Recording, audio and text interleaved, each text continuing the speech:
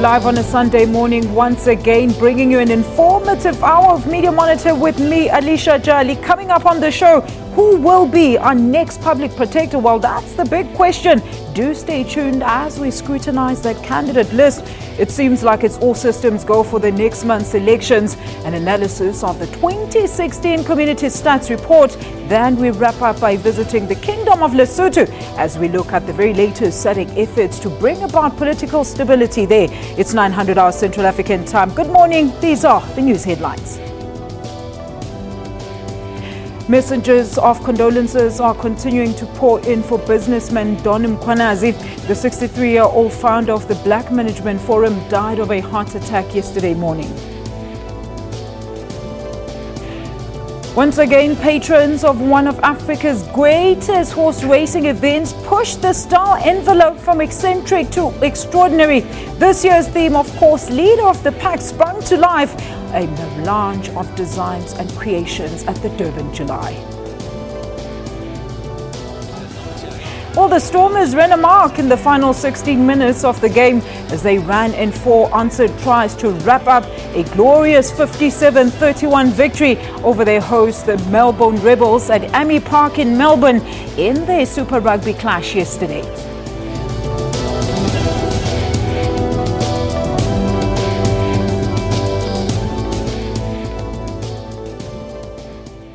Well, joining us this morning is, of course, Ms. Ntswaki Shweshwe with our weekly digital news. Good morning, Ntswaki. Good morning, Alicia, and good morning to the viewers at home. All right, and on the main discussion table, I do have political and social commentator Lebohang Pheko, as well as Dominique Mahlangu, Deputy Editor for The Times. Good morning to both of you. Thank you so much for being with us this morning. Thank you very much.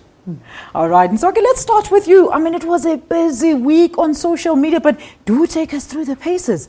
It was indeed a very busy week this week, with the public broadcaster dominating, the public broadcaster, the SABC, dominating conversations this week. And this started on Monday when the acting CEO, Jimmy Matthews, posted a letter on social media saying, "I have quit the SABC." Now, there were a number of conversations that went on around this one. Some have saying that they're calling on managers at the SABC to reverse the decision of censorship.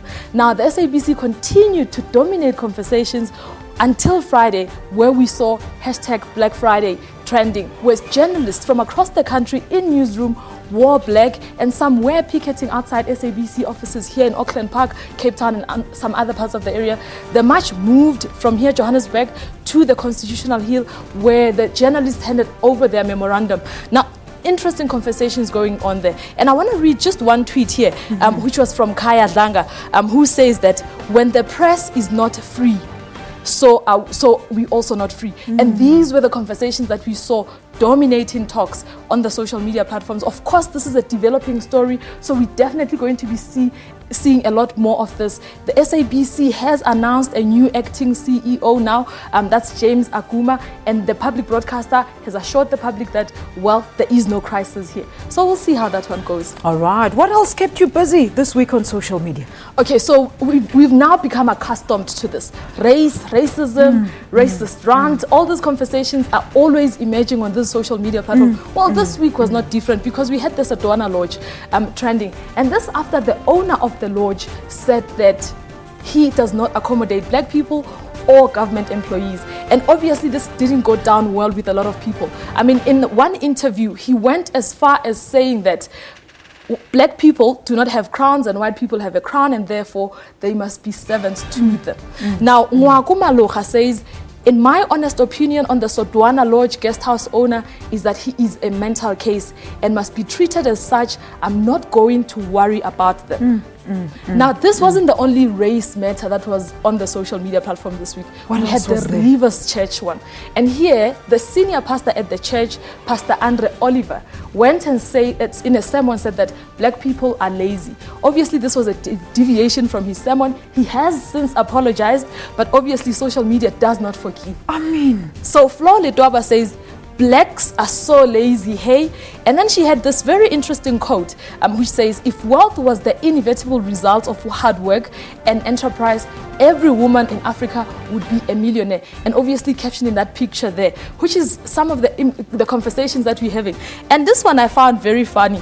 Spare a thought for the blacks that are going to the Rivers Church this Sunday, because, well, they still have to tithe rather through all of this. So these are some of the conversations that we saw with regards to those cases. Let's leave the bad news, Ntswaki. Let's talk about good news and as well as fashion. What else kept you talking and busy? I know it's the Durban July.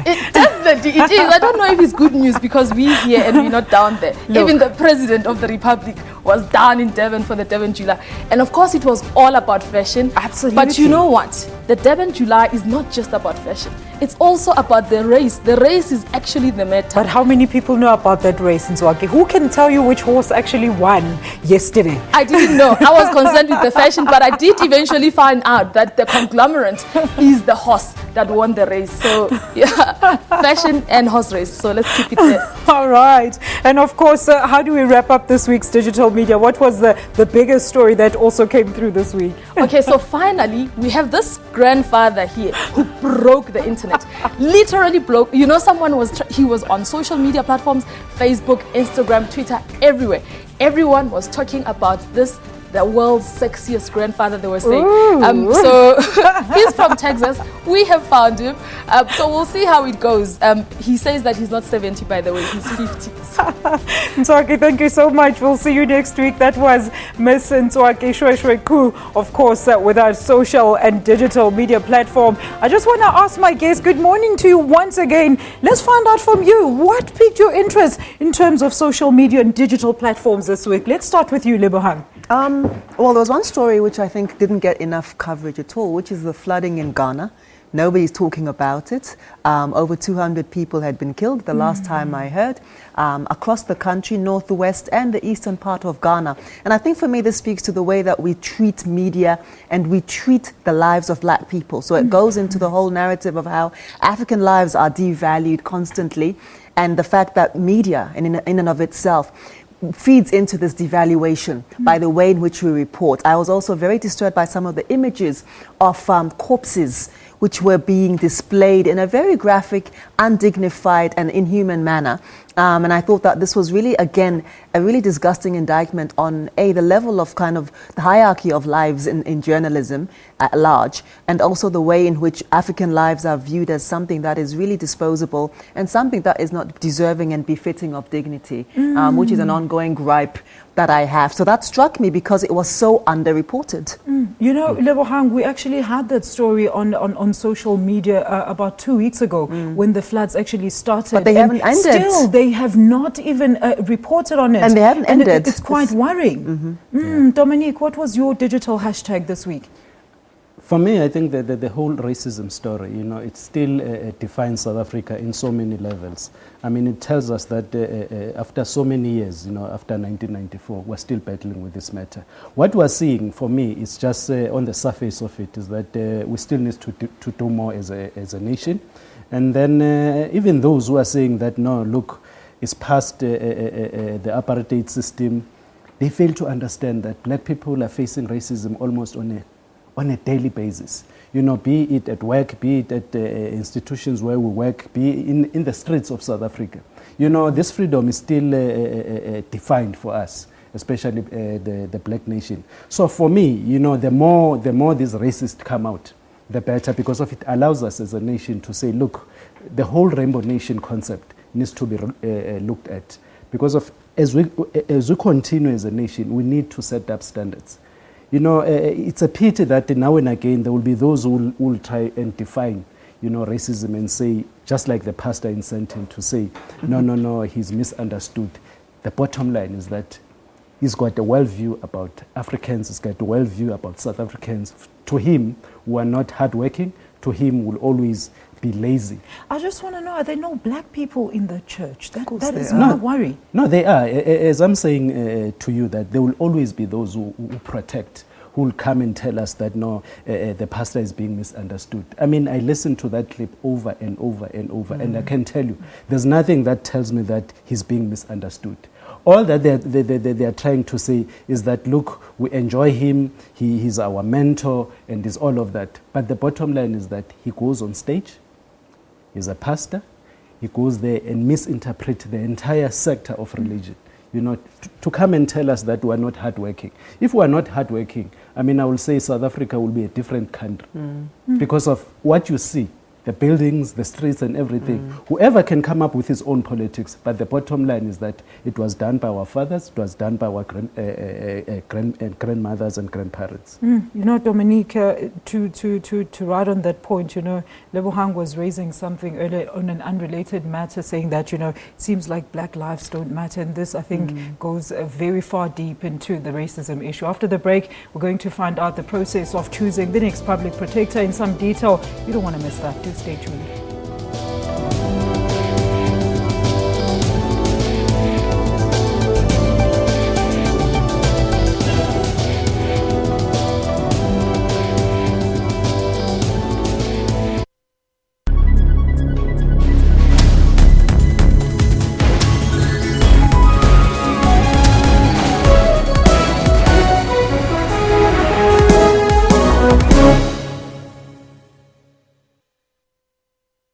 It's based on the old elephant track that used to run from Mitchell Park down to the racecourse.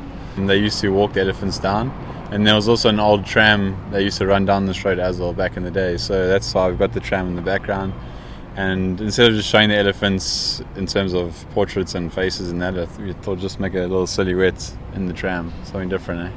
It's an urban improvement precinct, and with various departments in the municipality we work towards the management of public space, urban public space that not only benefits property owners because the public space is of a better state and so properties benefit, businesses, tenants and also the people who use the space. It's safer and it's cleaner and it's looked after. One other person has been shot dead and another is in a critical condition in hospital. The CRL has laid charges against controversial televangelist Paseka Mutsoning. More than 1.3 million South Africans have been added in the past two registration weekends. The International Monetary Fund warns that policy uncertainty could dampen economic growth in South Africa. And all eyes are on the new Bok coach, Alicia Jali, who's challenged to keep everyone in the country compassionate.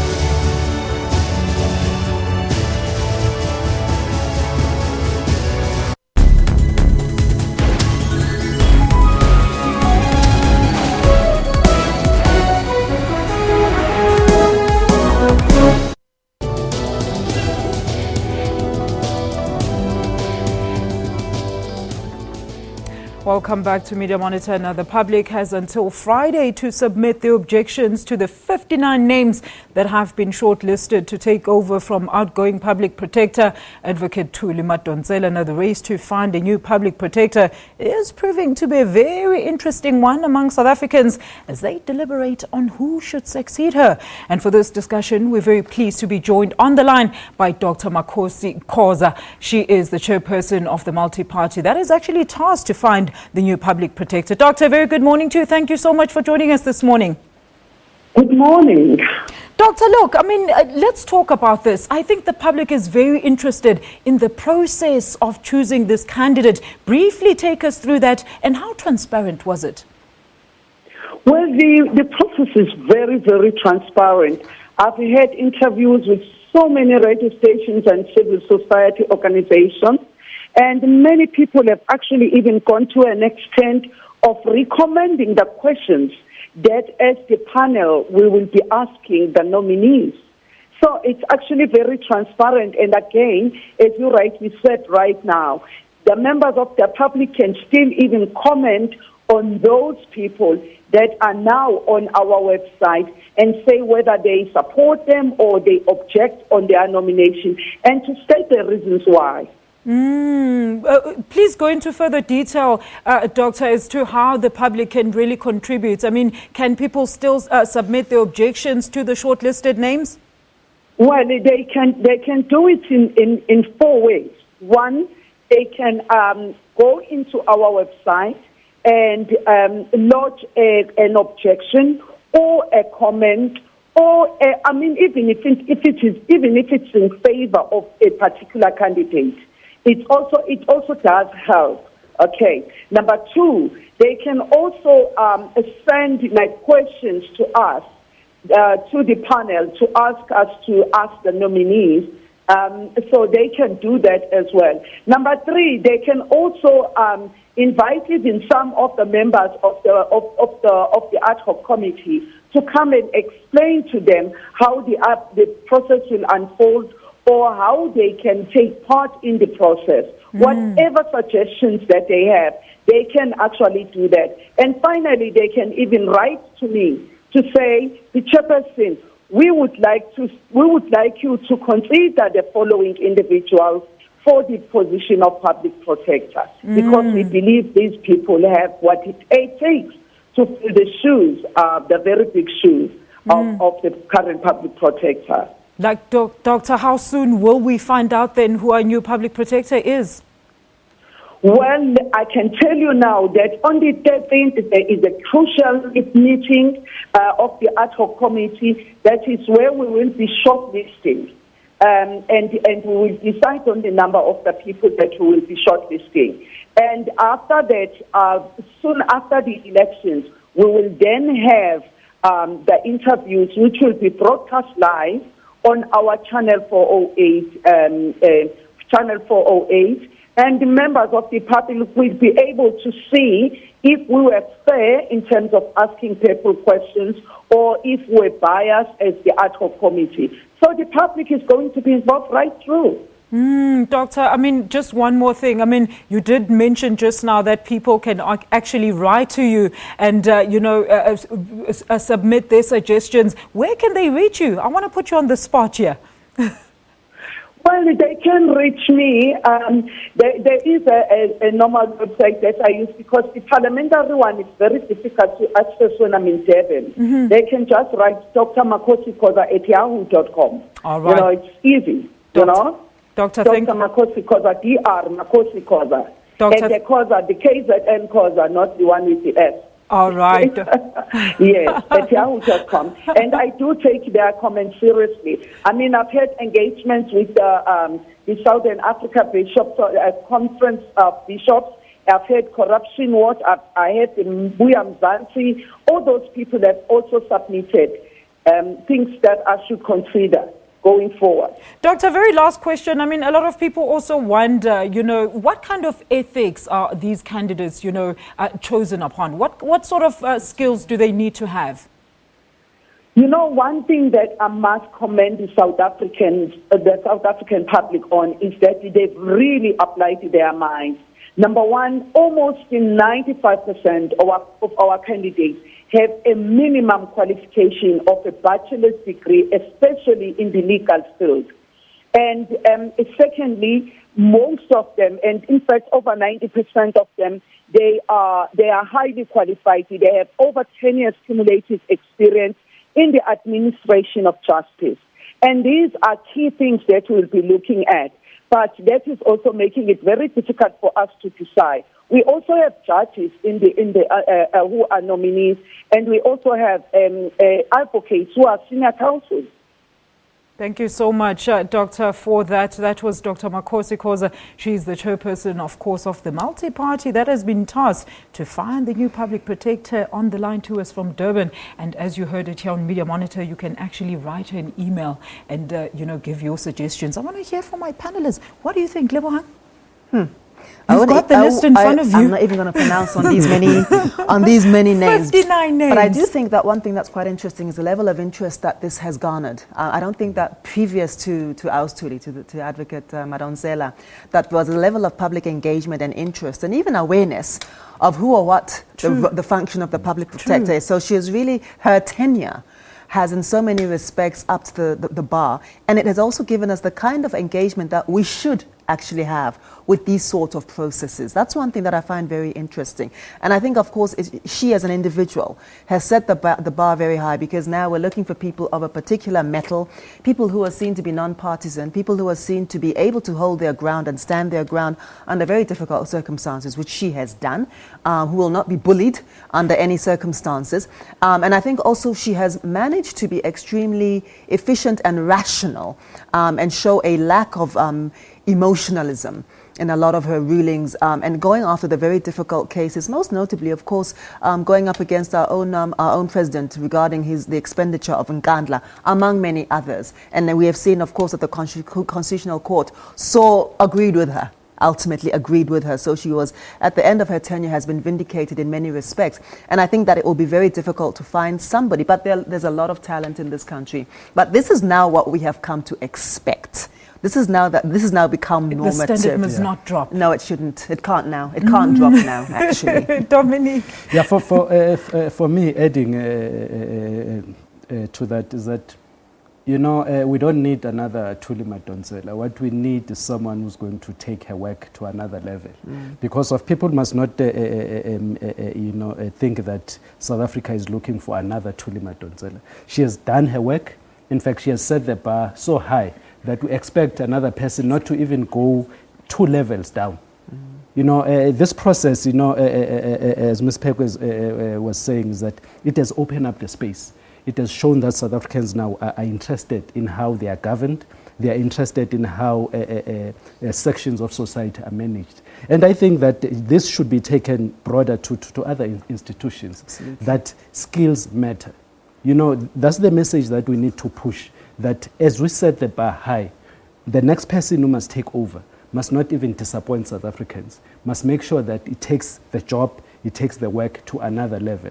That is why I say that for me, what will be interesting is that whilst Advocate Thuli Madonsela has done so much, we don't need another Thuli Madonsela, because of that will be some kind of a repetition. Unfair. So we need someone who's going to take this work to another level. A level that will even open up other avenues that Advocate Madonsela was not able to do. You know, Lebohang, I know you said you didn't want to deviate or talk about the names, but I mean, let's talk about that. We've got Dalimpo for some of the 4 most interesting ones. We've got Kevin, we've got DeVos and Dexter. Which one let's talk about those candidates. I'm not going to. But all I'm going to say is that certainly there are some names that I think are problematic regarding their own political baggage. There are some names which I think don't necessarily have the jurisprudential and the legal expertise that one and rigor that one would expect. And there are some names I think that are very promising, which have the sort of gravitas, a lot of advocates and judges, etc.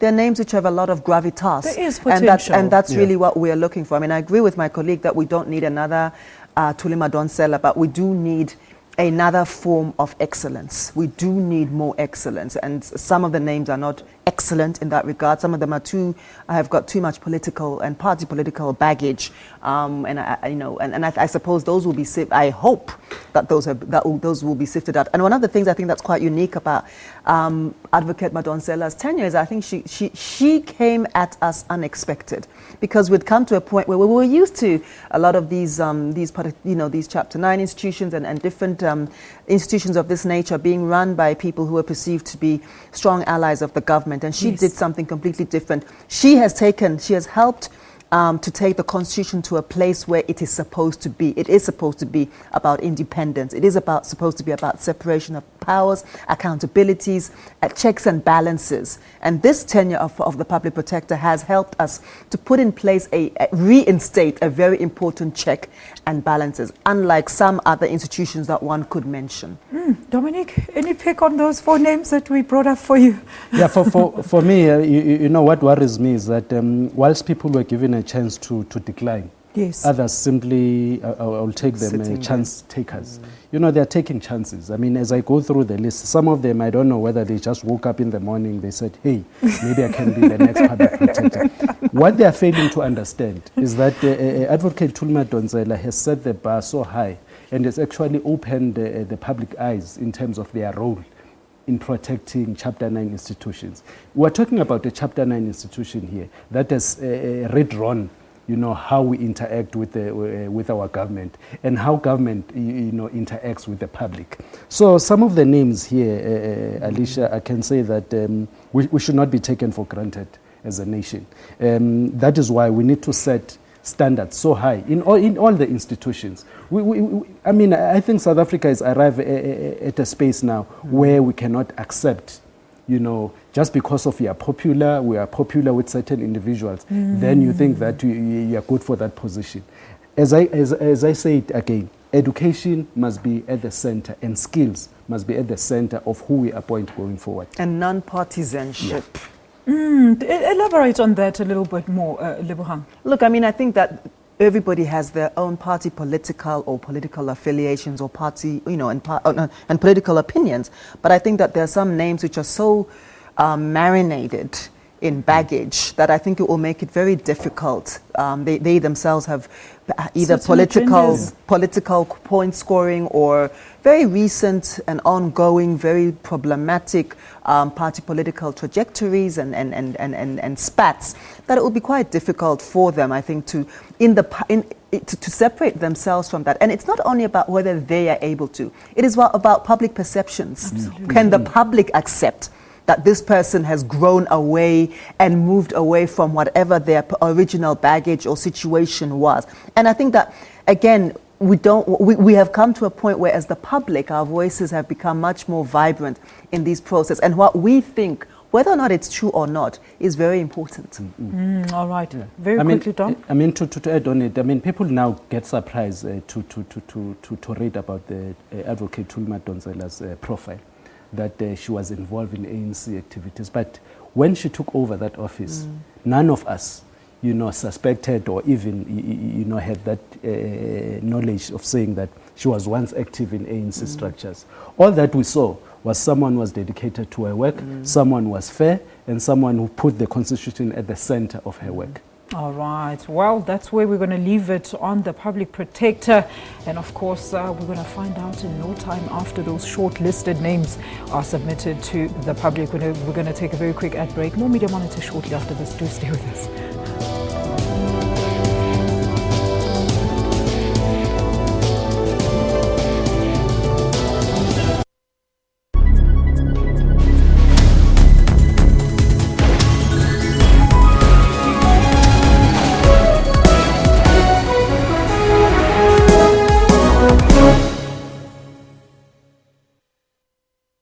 We are calling in particular upon the young people that they must not take drugs and many other things that are not good for people, particularly because it is not helping to take drugs. It destroys the mind, it destroys the body, it destroys the future, it destroys everything that you can be as a human being. We are therefore calling upon the youth that be upright, study, become good people, be empowered by the world today that empowers everyone. This is a call we are making to everybody else.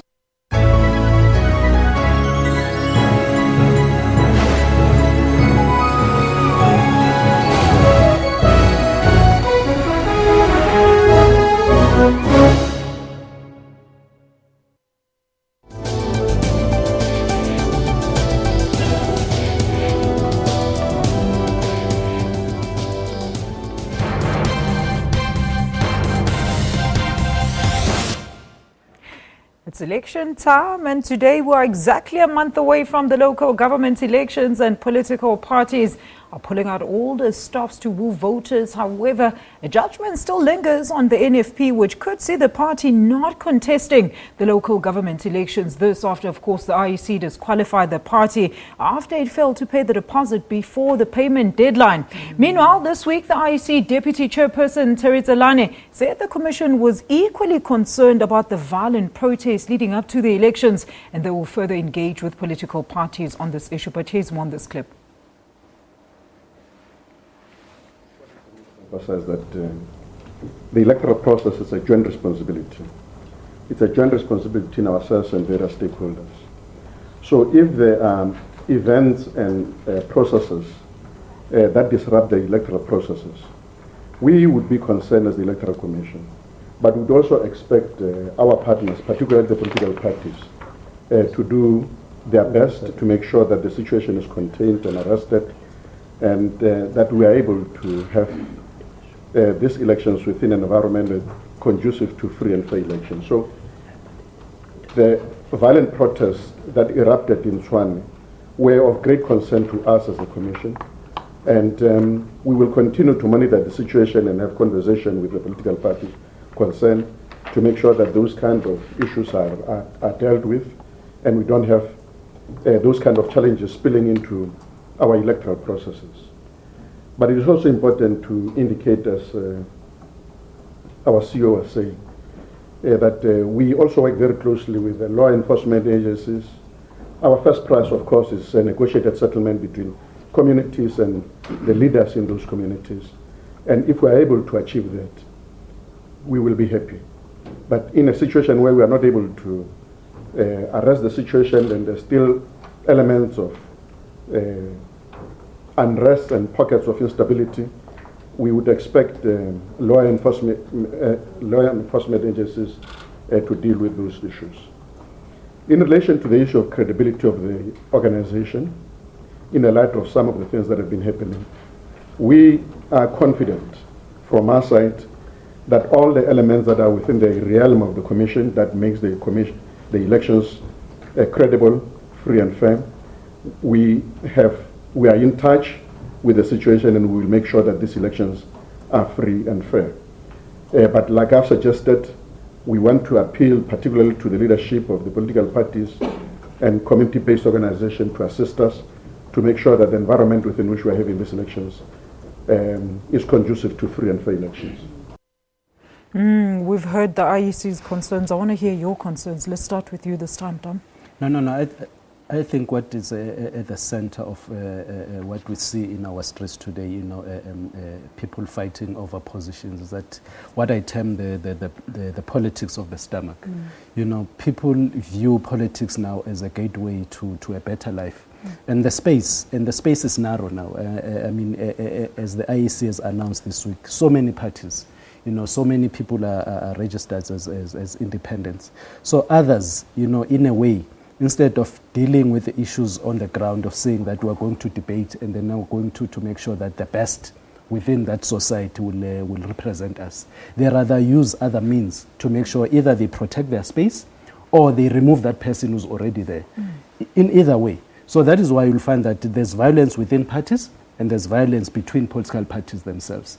And it shows that the space is becoming narrow, and as long as the economy also is not performing at that level, politics becomes the easier vehicle, for people to access resources and also to change their lives. I mean, can you imagine someone who's just a candidate, in a township somewhere there, all of a sudden is elected, his life changes, salary, access to all the state power. So I think that we should look at violence in that broader term. It should not just be straight violence. It's also linked to, yes, narrowing political space, and also the way that the IEC in itself and its functions are configured, and the role and the allocation of funds to so-called smaller parties or independent parties, which has always been quite problematic. So the allocation is according to your size, the amount of votes you're able to attract in the first place. Now you'll be unable to attract a certain number of votes on a limited budget. So we're not going to be able to see the kind of dynamic overflow or turnover of political lineage, which is also quite important and interesting and necessary for us to be able to grow our democratic spaces and to grow the audible voices that need to be heard. And linked to that, obviously, is that politics in and of itself is attracting a sort of desperate type of doing politics. So it's not per se about relating to constituents in the same way that it should be. It's not per se about a differentiated political and policy decision and policy position that's available. It seems to be far more about political point scoring, or the politics of bitterness, or the politics of separation because of feuding within existing political spaces. And I think that this is inevitable. And I think we also need to be able to deal with that as part of our growing democratic processes. And let's remember that any child that is growing does not grow easily. It is messy, it is difficult, it is contested, and there are contradictions. What is very problematic is our ability to begin to mediate the violences in those contradictions, and also, of course, that in a lot of these instances, we call it violence, and it's very polite. Some of these are political assassinations. That's another problem, is the naming of it, and that a lot of times nothing ever happens. People are gunned down or mysteriously run over by a car, and nobody's brought to book. And I think that brings a very thuggish, unsavory flavor. Which is interesting, because all parties did sign the IEC's electoral code, but I just don't understand then who is supposed to enforce that and who's supposed to be held accountable. But let's wrap up this discussion. We can't forget about this issue of the NFP being disqualified. What do you think this could do if they don't go to the polls, Don? No. For me, NFP shows that their internal battles actually forced them into a space where the administration simply collapsed. I mean, IEC issued clear dates. Yeah, clear dates, and they should not be in that space. I mean, it's not a new political party that is suddenly contesting these elections. They've been there before. So why did they fail to make those necessary submissions? It will be interesting how the electoral court is going to decide, because clearly the IEC cannot just come out publicly and say, look, we are not going to contest the elections because you failed to meet the deadline. So I think it shows the broader problems within the party itself. Lebohang, very quickly. Yeah, I mean, on the same lines, but this is also something that we see with so-called smaller parties often imploding at times like this. The PAC is also in a state of some implosion. The AZAPO, I'm not sure if they're even contesting local government elections at all. And I think the pity is for us as electorates, because the flavor of choices is narrowed considerably. And the dimension of whose voices are going to be heard and represented is also narrowed quite considerably. And I think the pity is for us, the electorate, as well. And it also goes to show that it being a small party or minority party is very difficult still in this country. And I wonder what kind of support and what kind of systems can be put in place to ensure that smaller parties, and I use the word with caution because it seems quite condescending sometimes, but that smaller parties, parties with a smaller support base, are able to survive and stand their ground and be able to become much more viable in terms of the administration and the funding it takes to run a sustained political campaign and to run a sustainable political party. Thank you, Lebohang. Let's hear what people at home are saying in terms of this discussion at SABC Monitor. It was a human error which should have been avoided by hashtag the NFP, but the hashtag IEC should consider that constituency. Ikoza Nazo says the problem is misinterpretation of the rules and casualty in democracy itself. And last but not least, Trotsevit Afrikaans says rather make sure the elections are fair. That's all they're concerned about. We're going to continue with this discussion after this short break. Do stay with us.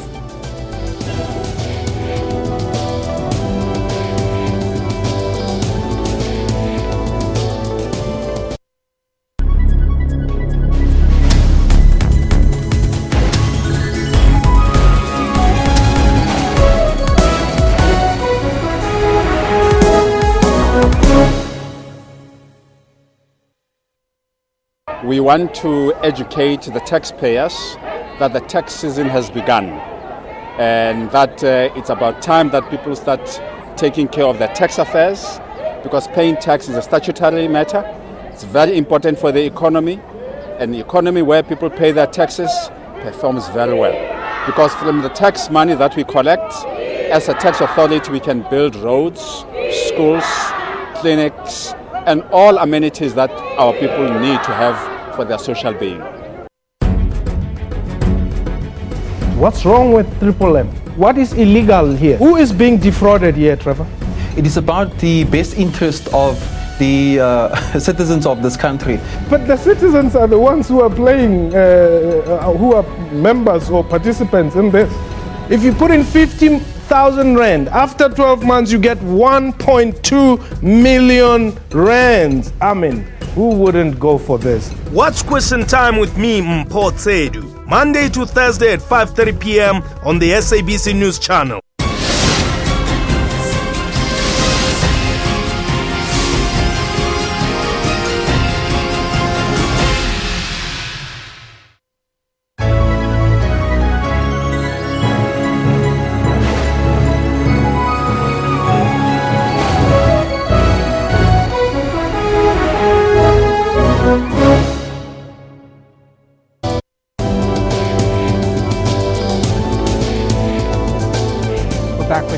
right, I know Stats SA tabled its 2016 community survey statistics on Friday, which showed that the country's population has grown by over 4 million in the past 5 years. And according to the report, the country is on the right track in terms of providing service delivery, while urban migration is on the rise. What do you guys think? No. There's an absolute overflow in terms of rural-urban migration, and we're failing to meet that capacity in schools, in education, in housing. There's a crisis, and of course, the absorption of the economy of people who are coming from rural areas. I'm not sure quite where those statistics, what the baseline is. You know, that is my question there, Lebohang. What are, and I'm sure many people want to know then, what are these statistics for, Dom? Now, for me, I think the stats, what we're failing to read into them, what do we do with them? Because of every year, stats are being released. Every year we're told the same story. And every year, all that changes is the numbers. But the bottom line is that once we get the stats, what do we do with them? Because of they are there for government, they are there for business, and they are there for us as the public to look at. And to say that, the service delivery has improved whilst we've added 4 million, I can tell you that whatever resources that we have, they are so overstretched. Absolutely. Now it's a question of how do we use these limited resources effectively? And then it goes back to how do we govern in terms of from local government up until at the national level. Issues of housing, is it sustainable to continue building free houses? There are people who will say that, no, let's scrap that. But there's a reason behind it. There are people out there who really, really need that help. I think, I'm on par with the Minister of Housing here to say that let's have a cut-off date in terms of age. Because you can't expect a 19-year-old, whatever problems that the 19-year-old is facing, to come up on TV and say, I need an RDP house. Then, that sends a very defeating message to say, here's a young person who still got all these years, to work for himself or herself. They're going to say we are lazy. Yeah, and then to say, no, I'm waiting for government to give me an RDP house. So I agree with the minister that maybe as a nation, let's discuss, the whole concept of free housing. Do we start at 18? Or do we start at 40, or do we start at 50? Because I can tell you, as a 90-year-old, either I was at school, I was hustling, I was making sure that I type CVs, I sent everything. For the future. I was looking forward, to grab this future. But can you imagine at 19, here I am appearing on TV saying, Mr. President, can you please give me a free house? And that links also to some of the other findings of the Stats SA survey, which are to do with the economy. The fact that the economy is not absorbing the numbers that it needs to in order for people to be able to have a viable, self-sustaining lives and livelihoods and self-determined lives.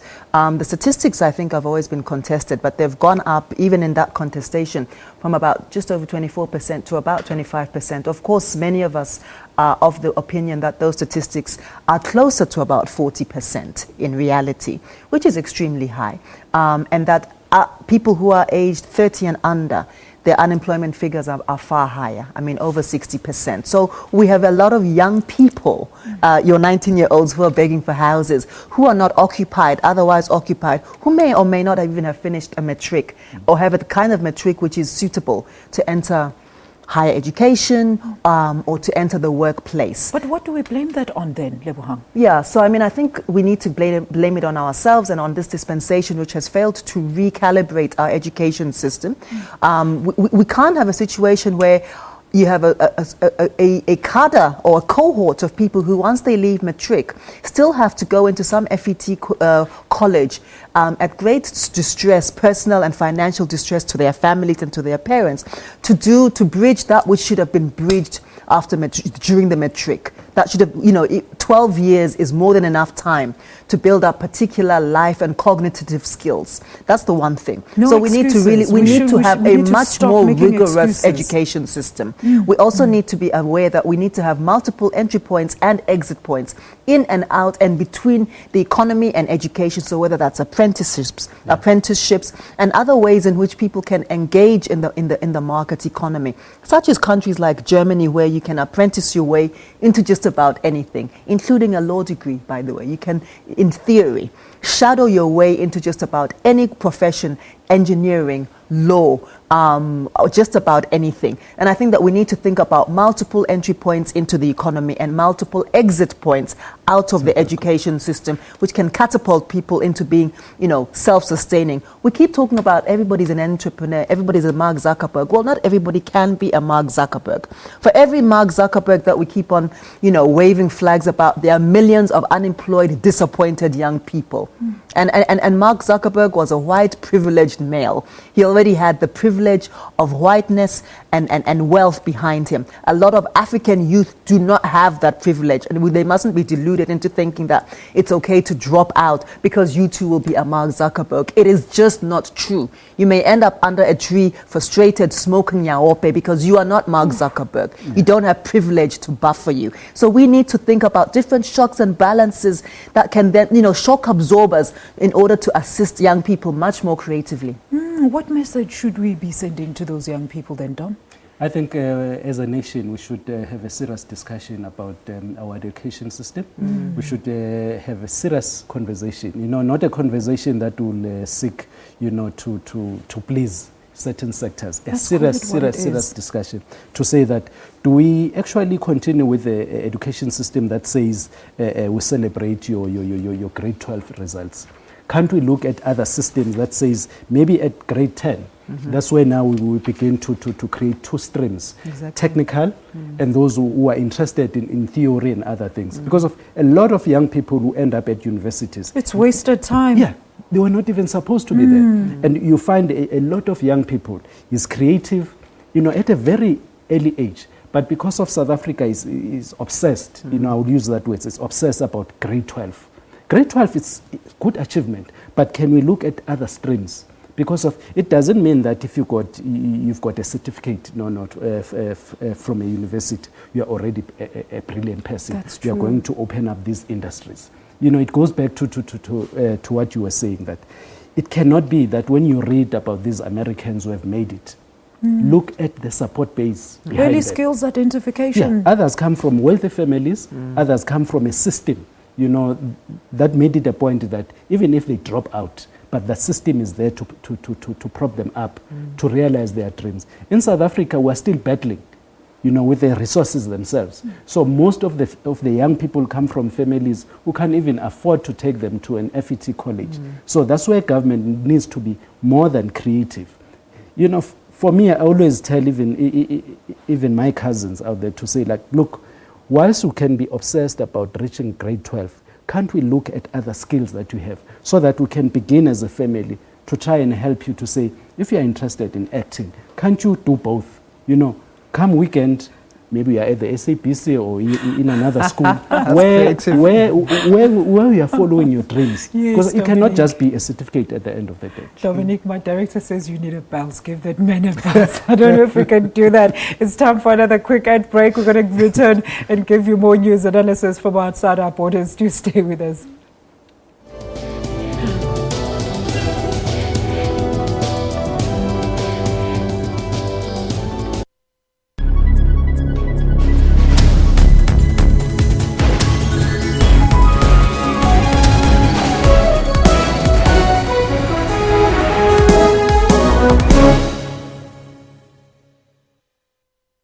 The livestock production means a lot to African people.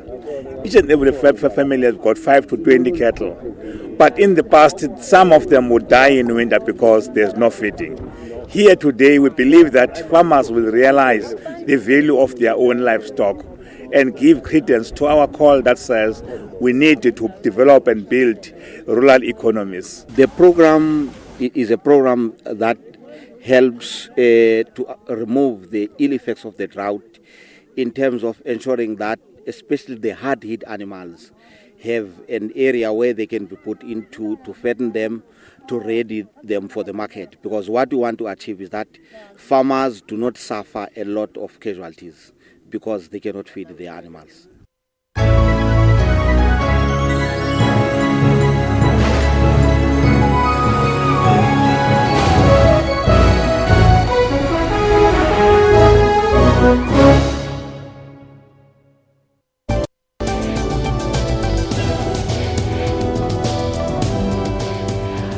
Welcome back. Now, SADC resolved this week that its facilitator, Deputy President Cyril Ramaphosa, should lead the exiled Basotho in South Africa back home. The resolution was taken during the SADC summit in Gaborone early this week. Several senior Lesotho politicians fled to South Africa following the series of unrest in that tiny kingdom. What are your views on this one, Lebohang?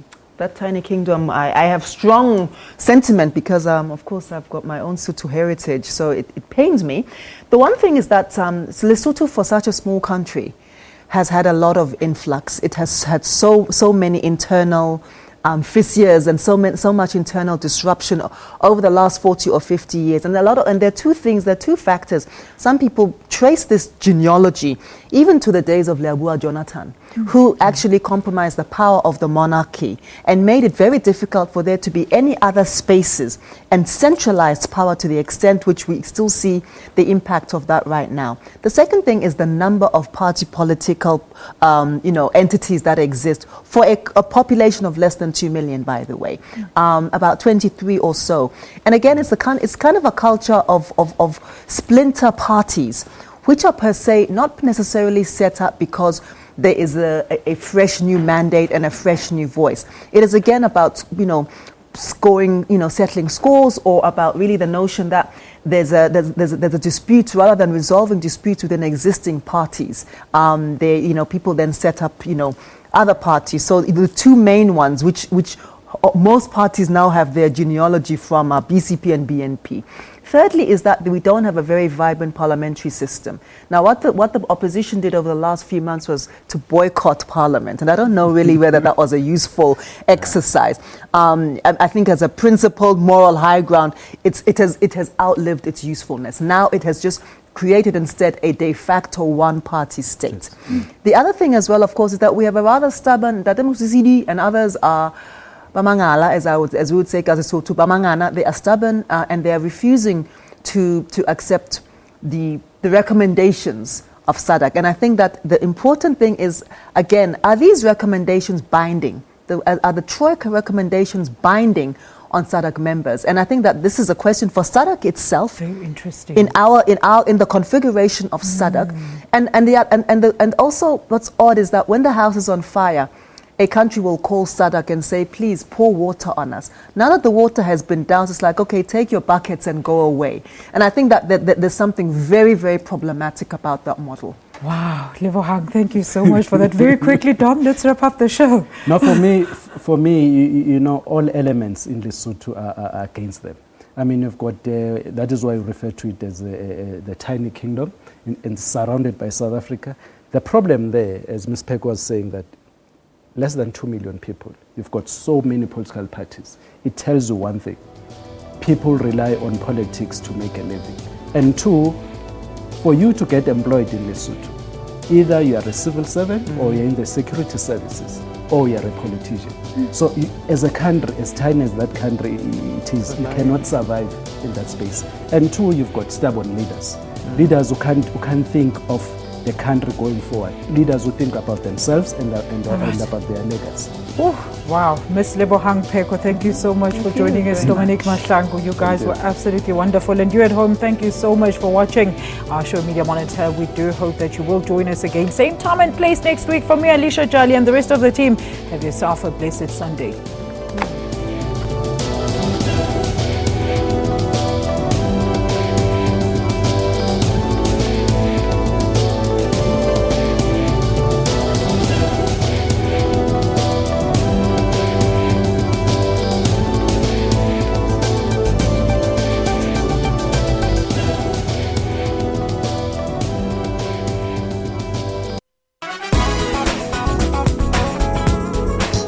David brought back black and white photography to life through the Zanzibar exhibition. I'm a fanatic for tones. I love the kind of tones, the gradients and the greys, and it never bores me.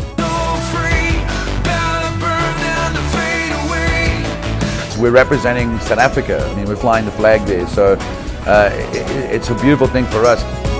The dance floor is always lit when DJ Black Coffee hits the decks. He was praised for his appearance at this year's Coachella Music Festival in California. And he recently bagged the International Achievement Award at the 2016 Summers.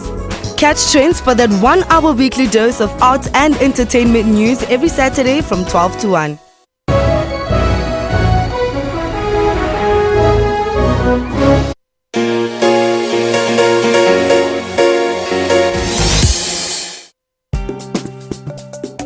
We recently caught up with an artifact collector and also a photographer who have toured the African continent extensively, most recently Zanzibar, and each time they explore the beautiful continent, they bring back with them a piece of the places they visit.